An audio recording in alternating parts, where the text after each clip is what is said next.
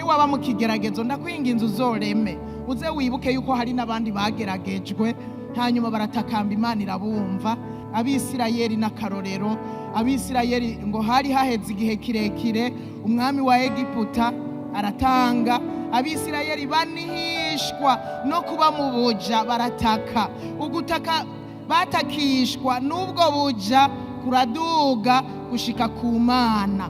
Imana yumva amaborogo yabo, ica yibuka isezerano yasezeranye ku bwabo. Haleluya! burya iyo dutakamba Imana iribuka ati burya umuntu ndafise icyo namuvuzeko, uyu muntu ndafise icyo ngambiriye kumukoresha, igakiza ikagutabara. Haleluya! igihe gikwiye kigeze. N'uwandikiye Abaheburayo rero aremeza ko Yesu azotwumva akadutabara kubera nawe yageragejwe. Uyu murongo wa mbere uravuga ngo kuko umuherezi mukuru dufise atari udashobora kubabarana natwe mu ntege nke zacu.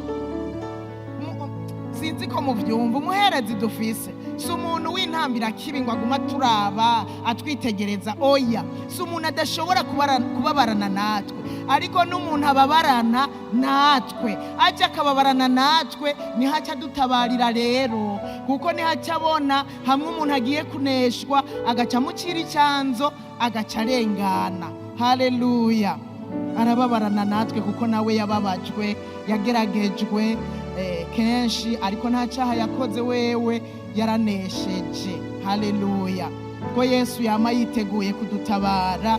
Kubera iki tutamutabaza igihe cyose dutewe tukemera kuneshwa?